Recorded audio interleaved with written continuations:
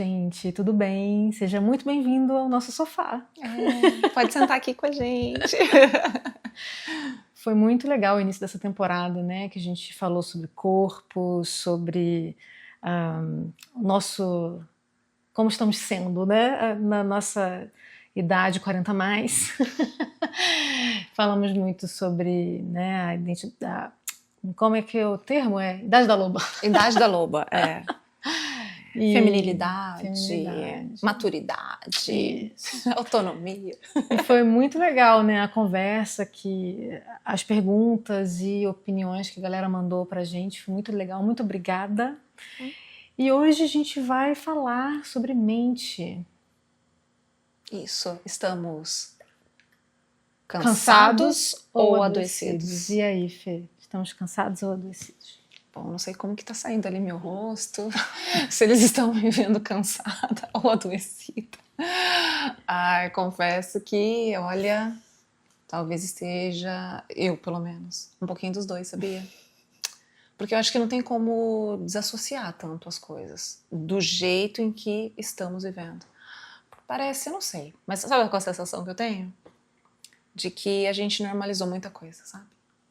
A ansiedade é normal. É normal ter ansiedade, sabe? Todo mundo tem. Normal ter ansiedade. É quase que a exaustão é como se você estivesse sendo assim, muito produtivo. Se você tem um burnout é porque você trabalha extra miles. Esses termos aí, né, que vem de dessas empresas contemporâneas e tal. E aí eu não sei, eu acho que a gente acaba juntando tudo, sabe? Parece que fica tudo num lugar só. E aí fica tão difícil de desassociar isso mesmo, sabe? De separar se é só cansaço ou se é um adoecimento, porque eu acho que o excesso do cansaço leva ao adoecimento, sabe? E ainda, para além disso, ainda tem toda essa patologização de tudo também. Então, às vezes, você procura se encaixar em algum deles, né? Eu acho que eu tô ansioso. Como justificativa? Como justificativa, exato. Tem isso também, tem que ter esse cuidado, né? Eu não sou... Bom, você me conhece, sabe? Eu não sou a psicóloga que fica, né, colocando os rótulos, né? Até porque mesmo que mesmo que há algum tipo de Patologia? Isso, patologia tem aqui, ó. Mesmo que tenha mesmo isso, não tem como a gente colocar isso na frente do sujeito, né? Mas sabe o que eu tô vendo? O que as pessoas querem. Então, pois as pessoas precisam. Não, tá todo mundo com alguma coisa, eu também tenho alguma coisa. Sim, e aí é como se isso fosse uma muleta mesmo, né? Exato. Uma justificativa para lidar ou para viver daquele jeito, né? E aí sim, eu acho que a gente tá bem adoecido enquanto sociedade, né? E você? Eu falei de mim, né? E você? Colocar você na fogueira também. Que chato. Olha, cansada. Fui chata agora, desculpa, amiga. Não. Cansada, eu acho que assim, é difícil achar alguém que não esteja, né? Cansado, acho que um pouquinho. Cansado de alguma coisa. Todos nós estamos. Eu tenho uma dificuldade de me colocar numa adoecida. Que também tem isso, né? Quando tem o que a pessoa que quer estar, não, eu tenho alguma doença, não é possível, para poder... E tem o contrário. Sim. Então eu acho que eu vou do contrário. Eu fico sempre me colocando no tipo, não, isso não tem a ver com... Então tem que ter o cuidado, o equilíbrio sempre de tudo. Então eu me vejo mais como cansada do que como adoecida. Que bom. Que bom. Eu não me vejo mais adoecida e cansada, não. Eu vejo os dois. Mas sabe que eu acho que a gente tem que parar e perguntar assim, nós estamos vivendo ou nós estamos só funcionando? Acho que tem uma diferença entre essas duas coisas. Sim. Porque muitas vezes é só entrar no sistema, né?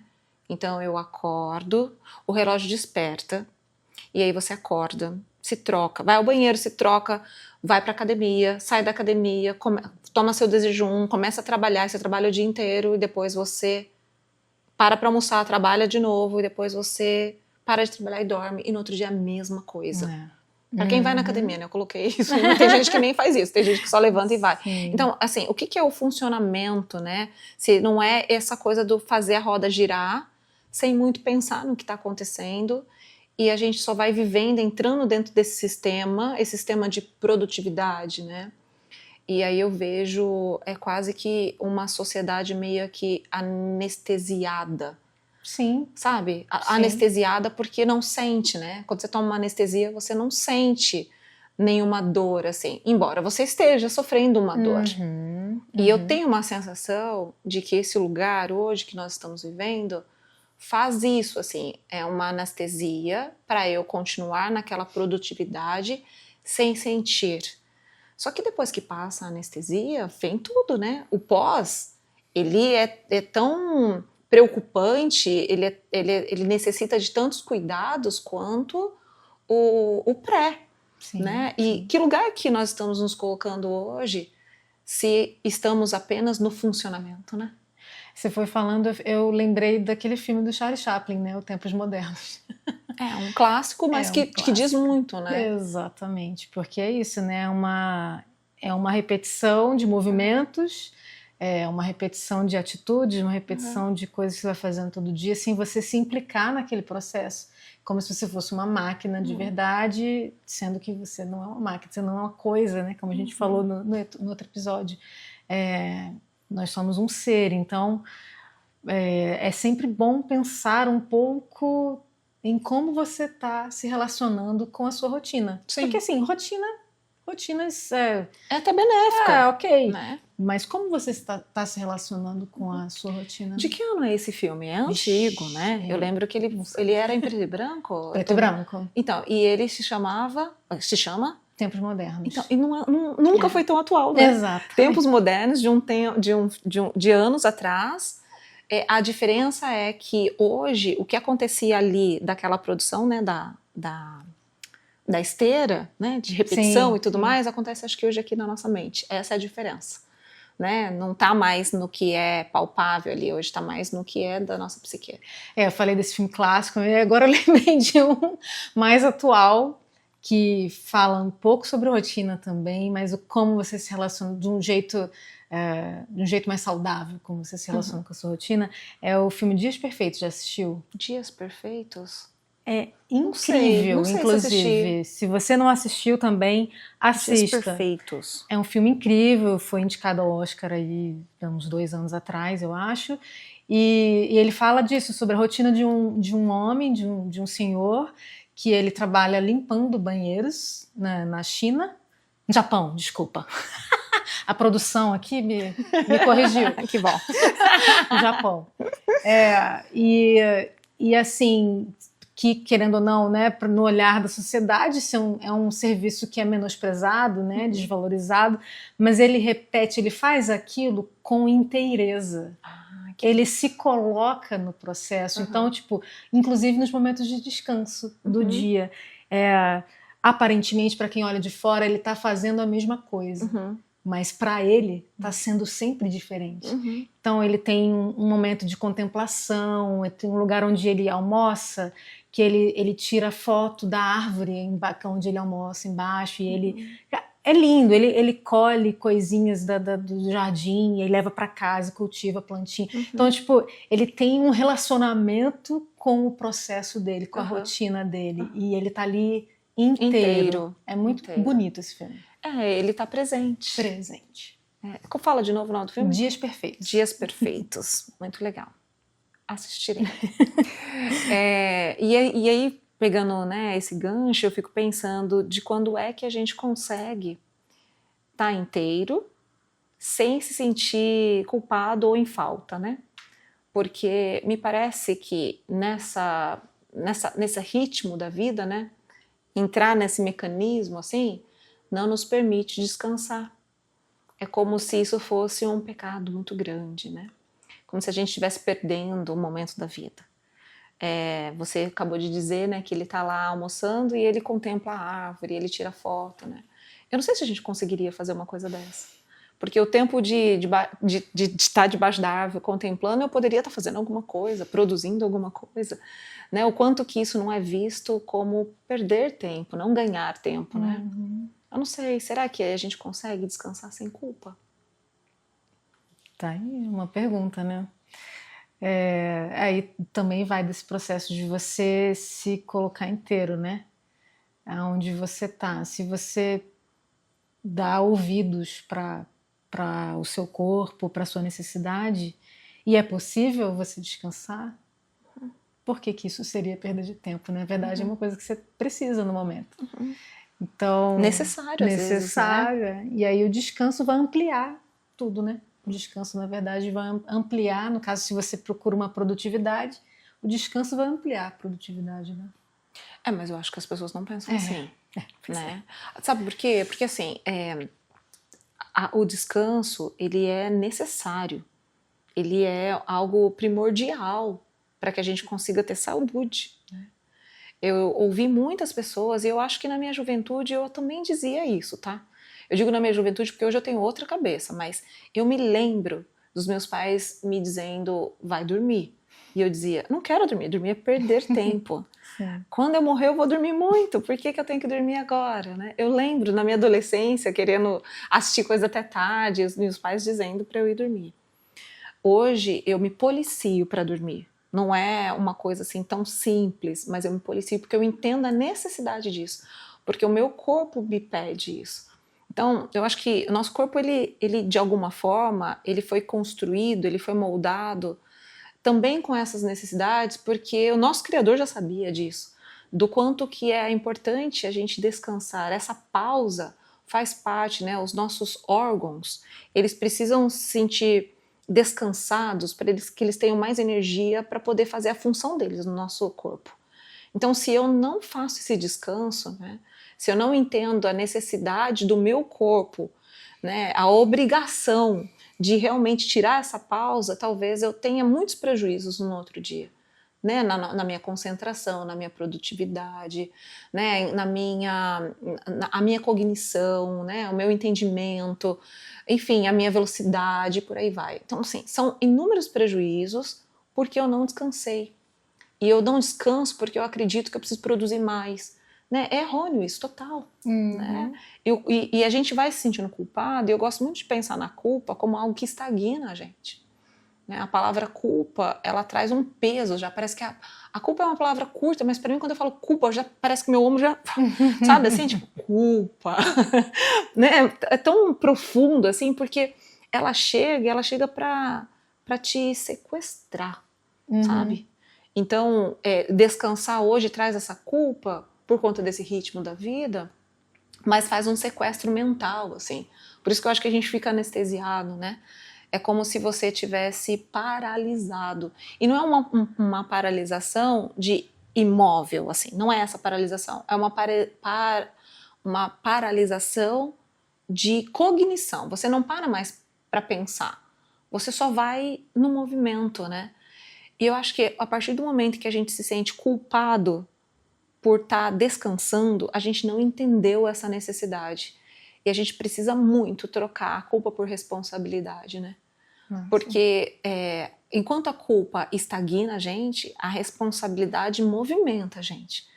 Né? A responsabilidade, se eu entendo que eu tenho uma responsabilidade, mesmo que muitas vezes eu não queira fazer alguma coisa, eu vou me policiar, por exemplo, para dormir mais cedo. Né? Eu não quero. Eu quero aproveitar aquele tempinho para assistir aquela série. Um só capítulo, né? Só que eu entendo, eu tenho responsabilidade, e aí eu me organizo para ir dormir mais cedo, ou pelo menos para deitar mais cedo, não mexer nas minhas redes sociais, para que o meu corpo entenda que aquele é um momento um pouco mais diminuído, né? Uma velocidade menor, assim, e aí eu vou entendendo, para eu poder aproveitar todo o meu ciclo, né, circadiano ali dormindo. Então é trocar mesmo, não deixar a culpa roubar, né, a gente e ficar nesse estado de anestesia, mas de responsabilidade, sabe?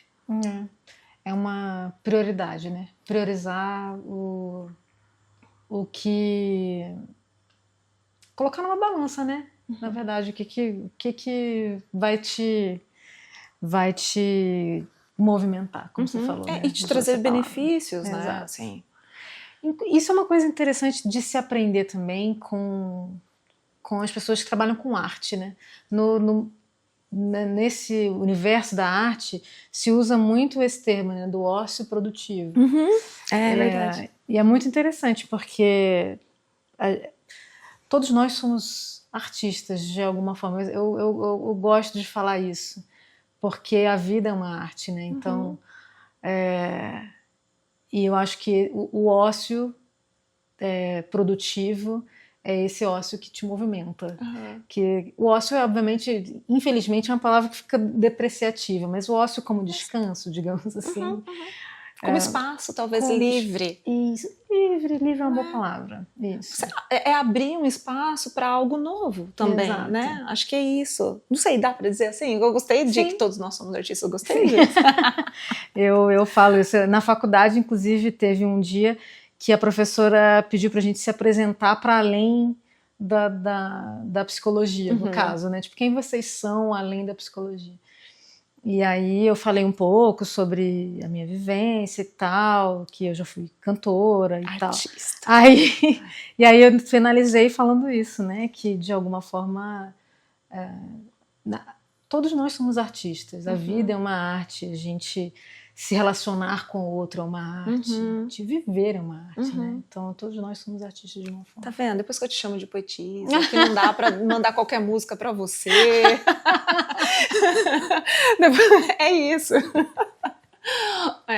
Mas o ócio produtivo, acho que é abrir espaço mesmo e dar essa possibilidade de executar, né, e de sermos artistas. Gostei disso. Vou levar isso pra vida, viu? Sim.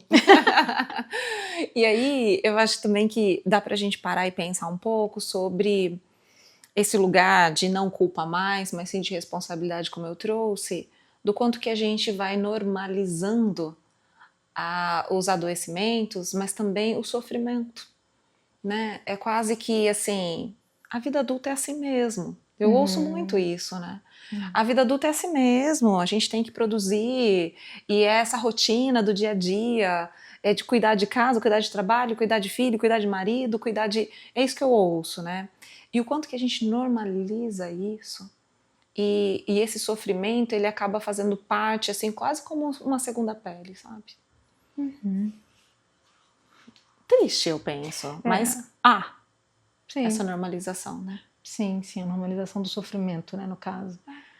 O sofrimento sempre tem algo para dizer, né, pra gente. Óbvio que não é bom estar sofrendo, mas também fugir dele, você nunca vai se apropriar, né, se responsabilizar, como você usou a palavra.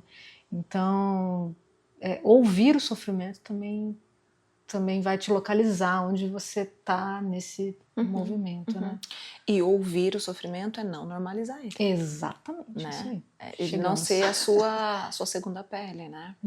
E entender que normalmente o sofrimento ele vem com uma certa tristeza. Né? E entender que a função da tristeza tem a ver com você refletir. Que é isso, escutar o que ele tem para dizer. A partir do momento em que eu entendo que aquilo não é minha segunda pele, que aquilo não está grudado em mim, de que não é normal, né? Eu consigo dar ouvidos e eu consigo entrar numa tristeza que não tem problema, né? Eu vejo muitas pessoas felizes, sorrindo, mas quase que vestindo uma máscara mesmo, né? Porque elas precisam serem felizes naquele momento, assim, elas precisam sorrir. Eu costumo dizer muito isso, né? A pessoa que sorri muito, desconfia dela. A pessoa que só sorri, desconfia dela. Porque, assim, alguém que é feliz 100% do tempo, ou que tá com um sorriso no rosto 100% do tempo, tem alguma coisa errada, né? Sim. Porque num único dia a gente consegue passar por todas as emoções, inclusive pela tristeza, né? E cumprindo a função dela, certamente, né, que é a reflexão, certamente a gente consegue chegar a um lugar melhor. A normalização disso só realmente vai reforçar o adoecimento, no final das contas, né? Sim. Porque se o sofrimento ele não é visto, ele pode ser transformado em outras coisas, né? Hoje, o maior índice de de morte hoje não é o câncer, por incrível que pareça, é de coração, né? O ataque cardíaco. As pessoas morrem mais por isso do que por câncer. E isso tem a ver, sim, com todo o nosso sistema sanguíneo, tem a ver com o quanto de gordura que tem no nosso corpo, mas tem muito a ver do quanto de rancor também que a gente guarda, né? Do quanto que a gente normaliza algumas tristezas, alguns sofrimentos, do quanto que a gente não visita esses lugares para uma elaboração eficaz, para que a pessoa consiga viver diferente, sabe? Não é apagar passado, não é apagar trauma, não é nada disso, mas é fazer realmente uma elaboração diferente para que a gente possa olhar para determinadas situações da nossa vida e entender que a partir daquela coisa difícil pode sim haver uma forja, né? Você pode de algum jeito crescer com aquilo, ser lapidada a partir daquilo.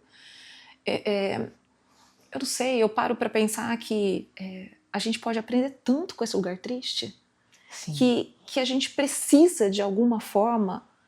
A gente não pode normalizar. Eu fico muito enfática quando eu falo isso, porque a gente aprende muito mais na tristeza do que na alegria. Sim. Né? A gente aprende, na alegria a gente quer repetir aquela coisa, né? Que é a função da alegria no nosso cérebro, mas na tristeza a gente reflete, a gente toma outro caminho, sabe? Eu estava conversando isso um pouquinho antes com o meu marido e produção. Ele estava vendo ali na internet 10 filmes, né? Lista de filmes mais tristes. Ah, é? Nossa! Que interessante! E aí? E aí ele usou essa frase, ele falou assim, nossa, a gente gosta os filmes que a gente mais gosta são os filmes tristes. Ah, porque das 10 listas vocês já tinham visto praticamente todos. Não, mas vários deles a gente já viu, a gente até falou, esse aqui a gente precisa ver de novo, porque a gente viu muito novo, né? Agora tem uma outra né, conversa com a gente. Então, música também. Geralmente eu gosto de música deprê. Eu falava com um amigo meu, ele falava assim, eu gosto de ouvir música daquelas que você tem que ouvir com a janela fechada, entendeu? Pra você não querer pular. Mas é por causa disso que você falou mesmo. Geralmente a tristeza chama a gente pra gente pensar em como isso vai fazer a gente crescer de alguma forma, né? Vai fazer a gente olhar como a gente está se relacionando, né? Com as coisas que já nos fizeram mal e como a gente se posiciona com elas. Então, a tristeza tem muito para dizer para gente. Para nos ensinar. No painel do Divertidamente, a tristeza tem uma função. Incrível, inclusive, o jeito que eles explicam. Né? Então, assim, nós estamos, sim, em partes adoecidos, mas não podemos normalizar. Mas é a questão do cansaço, né? Assim, a gente tá muito cansado, é uma sociedade cansada. Né? Mas cansada de quê exatamente? Sabe, o que é esse cansaço? Né? Porque eu entendi que esse adoecimento vem desse cansaço, mas o que é isso? Será que é só a rotina? Só é essa coisa rápida, esse mecanismo que a gente vive? Será que é só isso? Eu acho que tem bem mais coisas. Eu acho que o cansaço vem muito de onde a gente está situado, né? Cada grupo vai ter um cansaço diferente, né? Querendo ou não, mulher tem cansaço de pressão, de várias coisas, ela se cansa, porque ela geralmente tem que fazer muito mais do que o homem para ela poder ter um lugar. E aí isso ainda vai para muitos outros lugares, né? Se for uma mulher preta, ela tem que fazer mais ainda. O caminho dela é diferente. O caminho é diferente. Então, os grupos, né? Cada grupo vai ter uma dor, uma luta e um cansaço diferente. O grupo LGBT vai ter um cansaço diferente e cada letrinha vai ter um cansaço diferente. Então, eu acho que tem bem mais. O cansaço, principalmente esse cansaço dos grupos, né? O que as minorias sofrem por uma sociedade que cobra mais delas do que... Então, assim, será que dá pra gente dizer, a partir do que você está contando, que o cansaço é de tentar caber, de se fazer pertencente, de fazer parte, né, de algum grupo, de ser aceito. Será que dá também para a gente olhar por esse viés? Eu acho que cabe super, assim, com certeza, porque essa é uma luta assim que, tipo, é como se você quem não reconhece que ele está num grupo privilegiado, porque eu acho que hoje é mais isso, né? Se você não reconhece que você é privilegiado, você geralmente vai reproduzir alguma violência, vai reproduzir alguma pressão, vai oprimir mais aquele que não está nesse mesmo grupo de privilégio. Então, também, aí quem está ali, né, na minoria tem que ficar explicando para o que é privilegiado que ele está sendo violento. Eu acho que é esse cansaço a mais aí. Sim. É complicado. Faz todo sentido para mim, faz todo sentido. Sabe que eu vejo que esse cansaço, quando a pessoa ela está nesse movimento desse letramento, de alguma forma ela precisa tanto se reforçar, ela precisa tanto esse cansaço de dizer para o outro como o outro deveria agir com respeito, de alguma forma faz com que essa pessoa já se sinta desrespeitada, né? Sim. Esse grupo, digamos assim. Então, para que a gente consiga estar nessa sociedade que vai para além da produtividade, a gente está falando de algo muito mais profundo, que a gente está falando de olhar o outro ser como ser, olhar o outro como indivíduo, olhar o outro na sua individualidade. E para mim, né, olhando um todo assim, eu acho que falta esse lugar do marco zero para a gente poder expandir. Só que hoje a gente está muito além disso. Eu acho que para chegar nesse lugar a gente teria que tirar várias e várias camadas, sabe? É como se a gente tivesse mesmo abrindo a cebola, assim. Tem várias camadas para a gente chegar nessa essência. A gente está falando de uma essência, mas antes disso tem algo acontecendo, né, no todo, assim, que é esse lugar de eu só preciso produzir, eu só preciso fazer. É uma coisa muito massificada, que eu acho que, de alguma forma, faz com que o ser humano se distancie mais e mais do outro ser humano. E quanto mais ele se distancia do ser humano, ele está distanciado dele mesmo, porque acaba ficando nesse lugar de looping. E para chegar nesse lugar que você disse, né? Eu faço parte desse grupo e eu preciso ser aceito e eu preciso ser respeitado.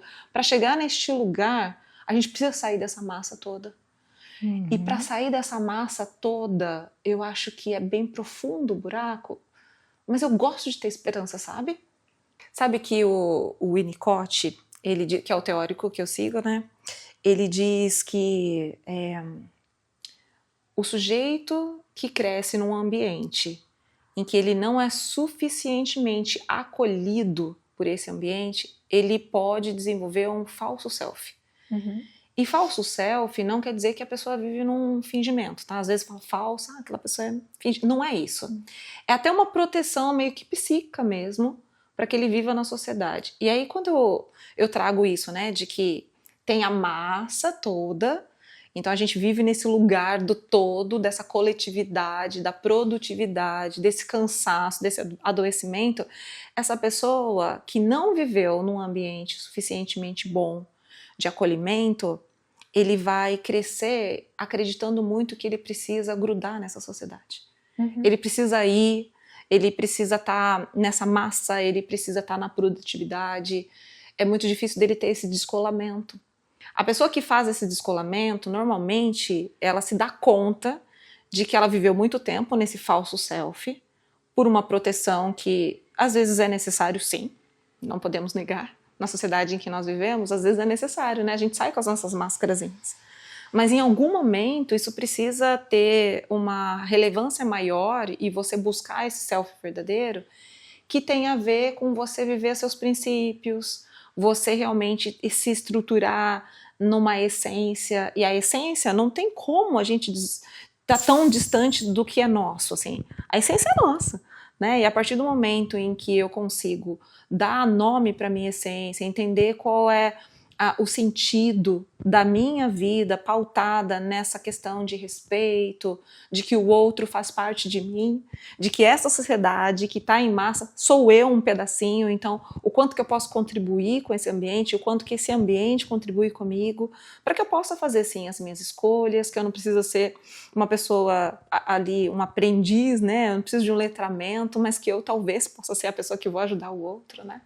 Então, para construir esse self mais verdadeiro, que é a essência dessa completude, de você crescer num lugar que é suficientemente saudável. Não precisa ser inteiro saudável, né? É só o suficiente. Eu gosto muito desse termo dele, porque traz uma esperança de que não precisa de tanto, né? Se eu faço aqui um pouquinho, você faz aqui um pouquinho, outra pessoa faz ali um pouquinho, a gente vai tirando essas camadas para chegar nesse lugar, nessa essência, de poder olhar com carinho, genuinamente o outro, e poder olhar com carinho, genuinamente a nós mesmos, sabe? E buscar esse self mais verdadeiro. Muito bonito, muito interessante. Também gosto muito desse conceito do Winnicott, que conversa muito também com essa coisa de você entender que você é singular no universal, né? Então, tipo, é como se fosse uma liberdade situada, né? Você é uma liberdade, mas você está situada em um universo, no tempo, no espaço. E esse situar-se é com o que esse mundo também te dá. Então, tem até um professor que ele usou a metáfora, tipo, é uma liberdade tipo do Subway. Dentro do pão, você escolhe, mas para você vai ter aquelas escolhas. E aí, para cada um, né, aí tem a sua singularidade, você vai escolher, mas como a gente está situado no mundo, no espaço, cada um vai ter alguma certa liberdade que outro não vai ter. Então, tipo, tinha um outro professor meu da faculdade que ele falava isso. Todos nós somos livres, mas tipo assim, mas tem liberdade que é uma liberdade, outra liberdade que é outra, do tipo, eu gostaria de estar dando aula em Paris, mas eu estou dando aula aqui. Eu não posso ir para Paris agora. Tem gente que pode. Então, tipo, são liberdades diferentes. Por isso que a coisa do Subway é mais fácil da gente poder. Que tem todas as opções, você vai escolher, mas dentro do que há de possibilidades, né? Acho que é isso. Subway de cada um é um Subway diferente. Sim. É o singular dentro do universal, que conversa muito com isso que você estava trazendo. Sim. Né? De estar suficiente, né? E a gente poder fazer as nossas coisas. Eu acho que liberdade também é a gente poder fazer as escolhas dentro das possibilidades que a gente tem, né? Com certeza. E de alguma forma buscar uma satisfação, porque eu acho que é uma outra palavra que ela tá muito distorcida, né? O que é a satisfação, assim? E a satisfação, ela tem que estar juntinho ali do suficiente. Quando a gente come alguma coisa porque a gente tá com fome, às vezes o suficiente já matou nossa fome, mas a gente tem a tendência a comer um pouco mais porque tava tão gostoso. e às vezes a gente fica assim, até... não sei, com o estômago doendo, uma sensação de mais leseira, assim, precisa descansar porque comeu um pouco mais, porque você passou do suficiente, né? Então, acho que olhando para essa liberdade é você estar ali no suficiente, poder escolher dentro das suas possibilidades, dentro da sua singularidade, e com um objetivo. Eu acho que o objetivo é de você encontrar essa essência para estarmos, sim, num lugar produtivo, sem adoecer, né? Mas não se distanciando tanto do que é o seu propósito, do que é a saúde, né? Do que é suficiente, do que é o outro. Então é poder discriminar, né? Poder discriminar o que é tudo e o que é nada, mas poder fazer as suas escolhas com liberdade, com consciência, dentro das possibilidades que a gente tem, para buscar, acho que, um self verdadeiro mesmo. Né? Você estava me falando do... Sim, eu trouxe aqui um livro muito interessante que o título é Favor Fechar os Olhos, do Byung-Chul Han. E esse fechar os olhos não é tipo, vou me isolar. Fechei o olho, não quero saber o que está acontecendo. Não, na verdade é o contrário, é um fechar os olhos para você contemplar-se, né? Você... Essa busca, voltar-se para si, talvez? Isso, isso. Essa singularização que a gente estava comentando, esse buscar o self verdadeiro, como você estava falando, né, na sua abordagem. Eu queria ler um trecho dele aqui que eu achei lindo e conversa bastante, né, com o que a gente estava trazendo aqui. Hoje é necessária uma revolução do tempo que gere um outro tempo, um tempo do outro, que não seja um tempo do trabalho, uma revolução do tempo que devolva ao tempo a sua fragrância. Que lindo. Que lindo. Acho que é sobre isso. É sobre isso.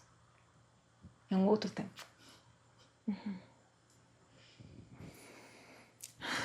Tenho até vontade de respirar um pouquinho mais fundo. Para aproveitar esse tempo, né? Sim. E buscar essa essência dentro de nós. É isso. Essa leveza. Essa leveza. Que bom. Obrigada por isso. Adorei. Também. Espero que vocês também tenham gostado.